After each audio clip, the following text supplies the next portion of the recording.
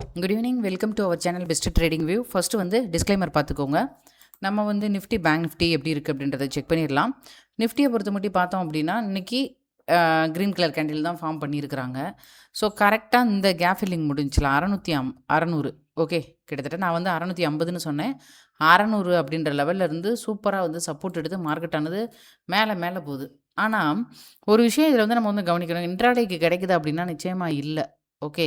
ஏன்னா பெரிய லெவலில் நமக்கு வந்து மொமெண்ட் இல்ல. ஒரு ஹியூஜ் கேப் அப் நேத்து குடுக்குது. இப்ப மறுபடியும் நேத்தோட இதுக்குள்ள இன்னைக்கு வந்து ஓப்பன் ஆகுது. ஸோ இந்த மாதிரி இருக்கிற பட்சத்தில நம்ம வந்து ரொம்ப ரொம்ப கவனமா இருக்கணும். ஓகேவா? ஸோ இதுதான் நான் இப்போ வந்து பார்க்குறது. இப்போ நமக்கு வந்து அடுத்து நெக்ஸ்ட்டு எந்தெந்த லெவல்லாம் இம்பார்ட்டன்ட் லெவலா இருக்கிறதுக்கு வாய்ப்பு இருக்குது அப்படின்றத வந்து பார்த்துடலாம். டெலகிராமில் நான் வந்து அப்டேட் கொடுத்துட்டு தான் இருக்கிறேன். செக் பண்ணிக்கோங்க. ஆனால் இது வந்து நீங்கள் உங்களோட இதை பொறுத்து பார்த்துட்டு இன்றைக்கி எடுக்கலாமா அப்படின்றது எல்லாத்தையும் நீங்கள் வந்து இதில் வந்து ஒன்ஸ் வந்து செக் பண்ணி பாருங்கள். எப்படி ட்ரெண்ட் லைன் ட்ரா பண்ணியிருக்கோம், ஃபர்தராக என்னென்ன லெவல் கொடுத்துருக்கேன், உள்ளுக்குள்ளே போகலாமா வேணாமா. பேங்க் நிஃப்டியும் ரெண்டும் வந்து நான் காலையிலே கொடுத்துட்டேன். நிஃப்டி வந்து க்ரீனாக இருக்குது, பேங்க் நிஃப்டி வந்து ரெட்டாக இருக்குது அப்படின்ற மாதிரி கொடுத்துருக்கேன். ஸோ சென்செக்ஸோட எக்ஸ்பீரி அது எல்லாமே கொடுத்துருக்கேன். உங்களுக்கு வந்து இன்ஸ்டாவில் வந்து நியூஸ் பேஸஸாக என்னென்ன அப்டேட் இருக்கோ அது வந்து இன்ஸ்டாவில் இருக்கும். லிங்க் வேணால் கீழே கமெண்டில் கொடுக்குறேன், செக் பண்ணிக்கோங்க. இப்போ நம்ம வந்து ஃபஸ்ட்டு வந்து இது வந்து என்ன டைரக்ஷன் ஃபஸ்ட்டு எடுக்க போகுது. இன்ட்ராடேக்கு கிடைக்க மாட்டேங்குது. நமக்கு வந்து பார்த்தீங்க அப்படின்னா நம்ம வந்து 5 மினிட்ஸ் அல்லது 5 மினிட்ஸில் போடலாம். கொஞ்சம் ஈஸியாக இருக்கும். ஏன்னா பார்க்குறப்ப நல்லாயிருக்கும். ஓகே. எல்லா லெவலையும் நான் டெலீட் பண்ணிட்டேன். ஸோ இது மட்டும்தான் இருக்குது, கவனிச்சுக்கோங்க. பாருங்கள், நம்ம இப்போது 600லேருந்து போகணும். 600ல் சப்போர்ட் எடுத்துச்சா மார்க்கெட்டு, அந்த ஒன்று தான் அந்த டேயில் வந்து கிடச்சிது. ஓகேவா? மறுநாள் ஒரு கேப் அப்பு, அதுக்கப்புறம் ஒரு சைட்வேஸ் மார்க்கெட்டு, அதுக்கு அடுத்த நாள் அதோட கண்டினியூட்டியில் தான் ஓப்பன் ஆகுது. திருப்பியும் அதே சைட்வேஸ், திருப்பி ஒரு கேப் அப்பு, திருப்பி வந்து 2 நாள் சைட்வேஸ். ஸோ இதுக்குள்ளே போய் நான் லெவல்ஸ் கொடுத்துருப்பேன். கரெக்டாக 340 ஏதோ கொடுத்துருப்பேன். ஓகே. நீங்கள் 330 தான் கொடுத்துருப்பேன்னு நினைக்கிறேன். நீங்கள் அதில் பாருங்கள், டெலகிராமில் எனக்கு லோட் ஆகிக்கிட்டு இருக்குது. இதோ இருக்குது லெவலு 336ன்னு கொடுத்துருக்கேன். ஓகே. இதுக்குள்ளே இந்த ரெட் கலருக்குள்ளே என்ன அர்த்தம்னா ட்ரேட் எடுக்க வேணான்னு அர்த்தம். நேத்தோட லோவையும் இந்த ஹையையும் பிரேக் பண்ணாத வரைக்கும் ட்ரேட் எடுக்கக்கூடாது. ஏன்னா நேத்தோட இதுக்குள்ளே தான் இது வந்து இருக்குது. ஸோ அப்படின்றப்ப இது இன்னும் மேலே போகுமான்றது நமக்கு சந்தேகம்தான். ஓகேங்களா? அப்போ இந்த மொமெண்ட் கிடைச்சது அப்படின்னா அந்த மொமெண்ட்லாம் என்னால் பிடிக்க முடியல. அதை போய் நம்ம வந்து இது பண்ணிக்கிட்டு இருக்க முடியாது. ஹை பிரேக் அவுட்னு நம்ம பெருசாக ஹையும் பிரேக் அவுட் ஆகலை. உங்களுக்கு சிம்பிளாக சொல்லணும்னா நேத்தோட ஹையை வந்து மார்க் பண்ணிக்கோங்க, அவ்வளோதான். இதுதான். ஓகேங்களா?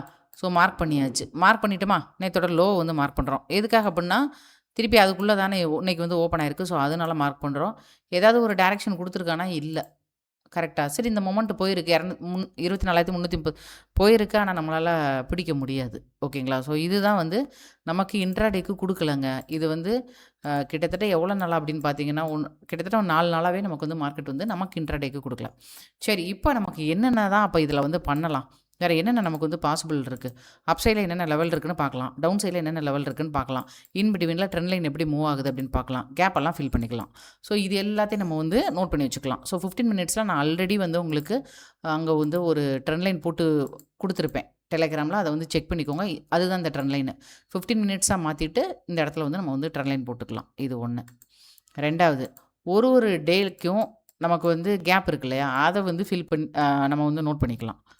இப்போ இந்த இடத்துல வந்து பார்த்தீங்கன்னா நீங்கள் 5 நிமிஷமாக மாற்றி போடுங்க, இல்லை உங்களோட கன்வீனியன்ட் பார்த்து போட்டுக்கோங்க. நான் வந்து 15 மினிட்ஸில் போடுறேன். ஓகே. ஏன் இதை வந்து தொடாமல் போகிறேன்னா இங்கே ஃபஸ்ட்டு இது இருக்கட்டும், பார்த்துக்கலாம். ஓகே. ஸோ அடுத்து இங்கே இதெல்லாம் வந்து மேபி டவுன் சைடில் வந்தால் எப்போது அந்த ட்ரெண்ட் லைனை போட்டு வச்சுக்கணும் நம்ம. ஓகே. இப்போ மறுபடியும் இந்த இடத்த நம்ம வந்து என்னவா பண்ண போகிறோம்னா ஒரு பாக்ஸாக போட்டுருங்க. இந்த பாக்ஸுக்குள்ளே மறுபடியும் மார்க்கெட் ஓப்பன் ஆகுதுன்னா அவாய்ட் பண்ணிடுங்க. நாளைக்கு டேக்கு சொல்கிறேன். ஓகே. அடுத்து இங்கே போகிறோம். இந்த கேப்பெல்லாம் ஃபில் பண்ணி முடிச்சிருச்சு. இங்கே ஃபில் பண்ணி முடிச்சிருச்சு. இப்போ இதை தாண்டும் போது நமக்கு 24,500 அப்படின்ற ரவுண்ட் அப் லெவல் தான் மேஜர் பாயிண்ட்டாக நமக்கு இருக்குது. ஏன்னா அடுத்த ரெசிஸ்டன்ட்னு பார்க்கும்போது அதுதான் இருக்குது. அதை வந்து அப்சைட் லெவலாக மார்க் பண்ணிக்கிறோம், அவ்வளோதான். வேறு எதுவுமே கிடையாது. இதே இதுதான். அடுத்து இதுக்குள்ளே நமக்கு வந்து எப்படி எப்படிலாம் ஓப்பன் ஆக போகுது, எப்படி எப்படி நம்ம வந்து டைரக்ஷன் எடுக்க போகிறோம் அப்படின்றத பொறுத்து நம்ம வந்து ஃபாலோ பண்ணிக்க வேண்டியதான். இதை நீங்கள் வந்து 5 மினிட்ஸாக கன்வெர்ட் பண்ணி போட்டாலும் சரி, உங்களோட விருப்பம் தான். சரி, அப்போ இதுக்குள்ளே ட்ரேட் எடுக்கக்கூடாதுன்னா அவாய்ட் பண்ணுறதா நல்லது. மார்க்கெட்டை அரைக்கும். ஓகேங்களா? நாளைக்கு ஃப்ரைடே என்ன நடக்குதுன்றதை வெயிட் பண்ணி பார்ப்போம். ப்ராஃபிட் புக்கிங் வரலாம். வந்தால் கேப் எதுவும் ஃபில் பண்ணுதா அப்படின்றத பார்க்கணும். அதுக்கு 24,140 தாண்டி க்ளோஸு வச்சா மட்டும்தான், ஸ்ட்ராங்காக வச்சா தான் நம்ம வந்து இதுக்குள்ளே வந்து வரணும். ஓகேங்களா? ஸோ அதுதான் நான் என்னோட பார்வையில சேஃப்ன்னு நெனைக்கிறேன். இன்சைட் அப்படிம்பாங்க. இப்ப இதெல்லாம் வெளியில பார்த்துருக்கோம். இன்சைடுன்னு பார்க்கும்போது இது. ஓகே. இதுக்குள்ள தாண்டி இதுக்குள்ள எடுக்கலாமா அப்படின்னா, ரிஸ்க்கு அதிகம். அத வச்சு தான் நம்ம வந்து ட்ரை பண்ணணும். ஆல்ரெடி ஆப்ஷனே வந்து நமக்கு வந்து ரிஸ்க் தான். அப்ப ஹை ரிஸ்க்ன்னு வந்துரும். ஓகேங்களா? சரி ஹைய தாண்டுனோனே அப்ப நான் வந்து 500 வரைக்கும் ட்ரை பண்ணலாம் அப்படின்னா, நாளைக்கு நடக்கிற மொமெண்ட்ட பொறுத்தது நான் காலையில அப்டேட் குடுக்குறேன்.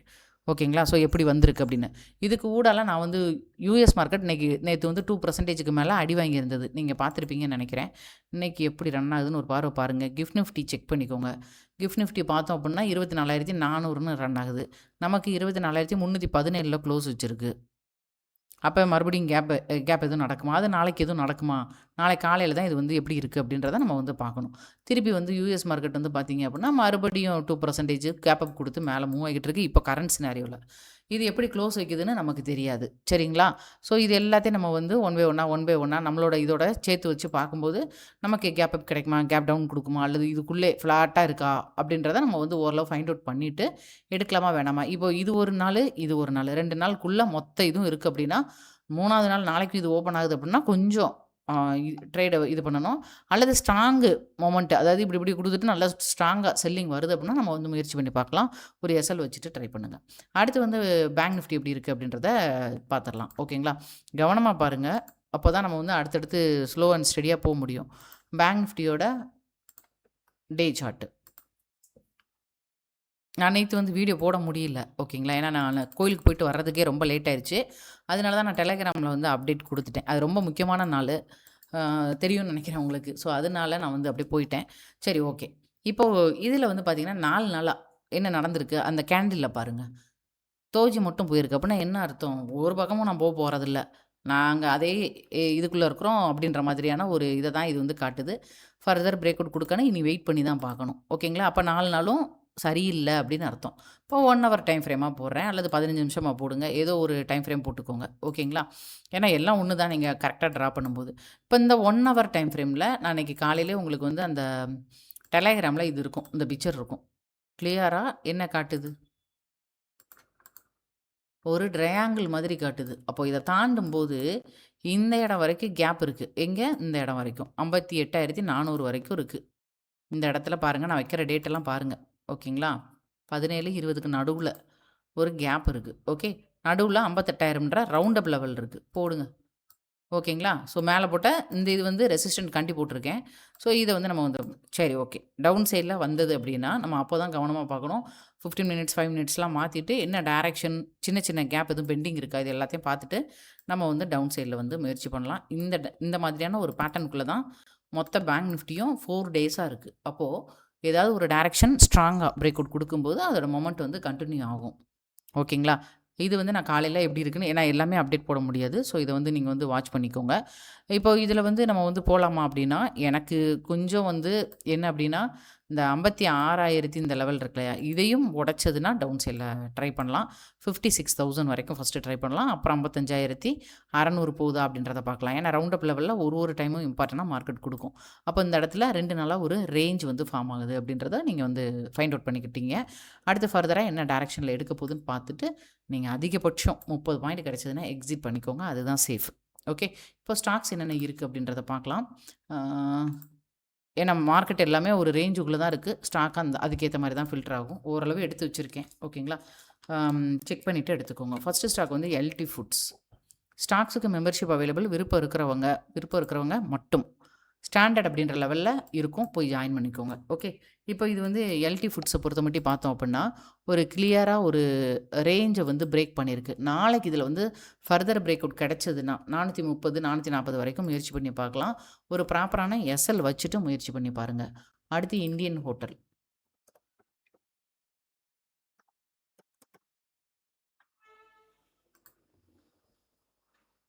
இந்தியன் ஹோட்டல பொறுத்தமட்டியும் பார்த்தோம் அப்படின்னா, ஆல்ரெடி இது வந்து நான் உங்களுக்கு குடுத்துருந்தேன். ஓகேங்களா? 780 ஆக்சுவலா அவ்வளோ வராது. இவ்வளோ வரும். 790 வரைக்கும் போறதுக்கு வாய்ப்பு இருக்கு. சரி இப்போ ஏன் இத எடுத்தீங்கன்னா, ரொம்ப நாள் கன்சால்டேஷனுக்கு அப்புறம் கிட்டத்தட்ட இந்த ரேஞ்ச் பிரேக் ஆகும்போது மறுபடியும் அந்த லெவல நோக்கி போறதுக்கு வாய்ப்பு இருக்கும். ஸோ அதுக்காக எடுத்தேன். ப்ராப்பரான எஸ்எல் வச்சுட்டு வேணா இந்த பிரேக் அவுட்ல ட்ரை பண்ணி பாருங்க. அதாவது 760க்கு பக்கத்தில பிரேக் அவுட் இருந்தா 790 வரைக்கும் இது வந்து முயற்சி பண்ணி பார்க்கலாம். ஓகேங்களா? இதில நான் ட்ரெண்ட் லைன் எல்லாமே முந்தி உங்களுக்கு போட்டு காட்டுனது தான். இங்க பாருங்க. தெரியுதுங்களா? ஸோ இது எல்லாமே உங்களுக்கு அப்படியே போட்டு காட்டினது தான். அதே இது ஒரு ஸ்டாக் இது வந்து 3 மந்த் டைம் சொல்லியிருப்பேன். அப்போ போகிறதுக்கு முன்ன பின்ன ஆகும். இந்த இடத்துல அப்படியே ஜிக்ஸாக் கொடுத்து போகுது. ஃபர்தர் பிரேக் அவுட் இருந்தால் கண்டிப்பாக போகிறதுக்கு வாய்ப்பு இருக்கலாம். ஓகேங்களா? அடுத்து வந்து விப்ரோ.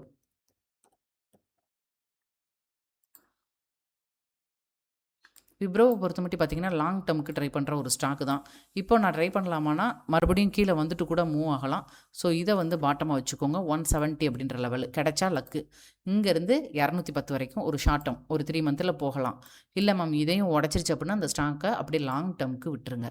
எனக்கு தெரிஞ்சு இப்போ இது வந்து ஒரு 210 வரைக்கும் போகலாம். மேபி சின்ன சின்ன கரெக்ஷன் வந்துட்டு கூட 210 வரைக்கும் போகலான்னு நினைக்கிறேன். இதையும் தாண்டும் போது நல்லாவே மேலே போகிறதுக்கு வாய்ப்பு இருக்குது. இது எல்லாமே என்னோட பார்வையில் நான் சொல்கிறேன். நீங்கள் உங்களுக்கு அனாலிசிஸ் பண்ண தெரிஞ்சால் செக் பண்ணி பாருங்கள். ஒன்றும் தப்பெல்லாம் கிடையாது. ஓகே. அடுத்து எஃப்எஸ்எல். எஃப்எஸ்எல்லை பொறுத்த மட்டும் ஒரு பிரேக் அவுட் கொடுத்துருக்கு. ஃபர்தராக மூவ் ஆகுது அப்படின்ற பட்சத்தில் 360 அப்படின்ற லெவல் வரைக்கும் போகலாம். 340 350. ஓகே. அடுத்து வந்து அல்கம். லைக் பண்ணிவிட்டு பாருங்கள். லைக் பண்ண மறந்துடாதீங்க. அப்புறம் டவுட் ஏதோ ஒன்று கேட்டிருந்தாங்க. இருங்க நான் பார்க்குறேன். ஏன்னா நான் நேற்றும் அப்டேட் கொடுக்க முடியல. ஓகே. லோட் ஆகுது. லோட் ஆகட்டும். ஓகே. அல்கம்மை பொறுத்த மட்டும் பார்த்தீங்கன்னா என்ன இப்படி ஜிக்ஸாக்குன்னு இருக்குன்னு நினைக்காதீங்க. இது வந்து மொமெண்ட் ஸ்டாக்கு. நீங்கள் வீக்லியில் போட்டு பாருங்கள். இந்த இடம் வந்து கிளியராக இந்த மாதிரி இருக்கும். ஒன்று நாளைக்கு வேணும்னா எடுங்க. அல்லது மண்டேல ஸ்ட்ராங்காக பிரேக் அவுட் வைக்குது அப்படின்னா ஒரு 6300 லெவல் வரைக்கும் ட்ரை பண்ணி பார்க்கலாம். ட்ரிவேணி இன்ஜினியரிங் கேட்டிருக்காங்க. I bought 10 stocks 448. இப்போ என்ன ரேட்டில் போயிட்டுருக்கு? But now it was 230. Please explain ma'am. Okay. Triveni engineering. Oh huge gap up கொடுத்துருக்கு. என்ன ரீசன் இது? நியூஸ் எதுவும் இருக்கா அப்படின்றத செக் பண்ணுங்கள். ஓகே. என்னன்னு தெரில இது. இது ஆக்சுவலாக நல்ல ஒரு பிரேக் அவுட்டில் தான் இருந்திருக்கு. 500 வரைக்கும் போக வேண்டிய ஸ்டாக்கு. நல்ல ஒரு பிரேக் அவுட்டு தாங்க இதெல்லாம். ஏன் இந்த கேப் அப் வந்துச்சுன்னு தெரில. ஓகே. நியூஸ் பார்த்துட்டு வேணால் நான் உங்களுக்கு வந்து அப்டேட் பண்ணுறேன். நீங்கள் ஆனால் எஸ்எல்லும் நீங்கள் எஸ்எல் ஆமாம் எஸ்எல்லும் போட்டு வச்சுருக்க மாட்டீங்க. ஏன்னா கேப் டவுன் ஆனதுனால எஸ்எல் போட்டு வச்சுருக்க மாட்டீங்கல்ல. சம்டைம்ஸ் இந்த மாதிரி தாங்க நடக்கும். இது நல்ல ஒரு பிரேக் அவுட்டு தான்.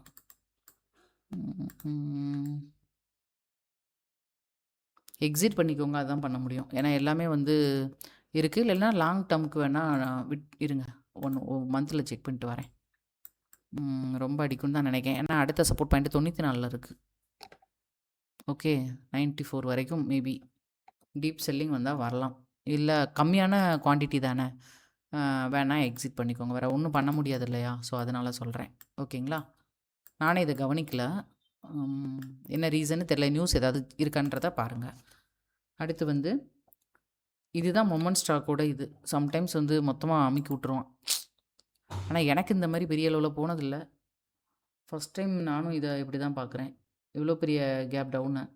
ஸ்ப்ளிட் எதுவும் போட்டிருந்தானா இல்லை இல்லாட்டி கொஞ்சம் செக் பண்ணி பாருங்கள். நானும் பார்க்குறேன். சாரி பெல் அடிச்சிட்டாங்க. ஒரே ஒரு நிமிஷம். அடுத்த ஸ்டாக் வந்து GIEL அப்படின்னு இருக்கும். குஜராத் அம்புஜா எக்ஸ்போர்ட்டு. இதை பொறுத்த மட்டும் வீக்லியில் இந்த மாதிரி இருக்குது. இன்னும் ஒரு 1 or 2 டேஸ் விட்டுருங்க. மண்டேல ஏதாவது பிரேக் அவுட் இருக்கா அப்படின்றத பார்த்துட்டு நீங்கள் நெக்ஸ்ட்டு வந்து ஒரு 200 அப்படின்ற லெவல் வரைக்கும் ட்ரை பண்ணி பார்க்கலாம். Stock name GIEL. ஓகேங்களா? அடுத்த ஸ்டாக் வந்து OCCL லிமிடெட். ஓகே. இதை வந்து வீக்லியில் போட்டிங்கன்னா ஒரு ரவுண்ட் பாட்டம் இருக்கும். மொமெண்ட் ஸ்டாக்குங்க. ஓகேங்களா? செக் பண்ணிவிட்டு எடுத்துக்கோங்க. அல்லது நெக்ஸ்ட்டு மந்தில் இது வந்து எதுவும் பிரேக் அவுட் கொடுக்குதா அப்படின்றத பார்த்துட்டு நீங்கள் வந்து முயற்சி பண்ணுங்கள். மேபி இதுவும் வந்து ஒரு 180 190 வரைக்கும் போகிறதுக்கு வாய்ப்பு இருக்குது. ப்ராப்பரான எஸ்எல் கண்டிப்பாக மெயின்டைன் பண்ணுங்கள். ஸோ தெளிவாக சொல்லியிருப்பேன்னு நினைக்கிறேன். லைக் பண்ண மறந்துடாதீங்க. நன்றி.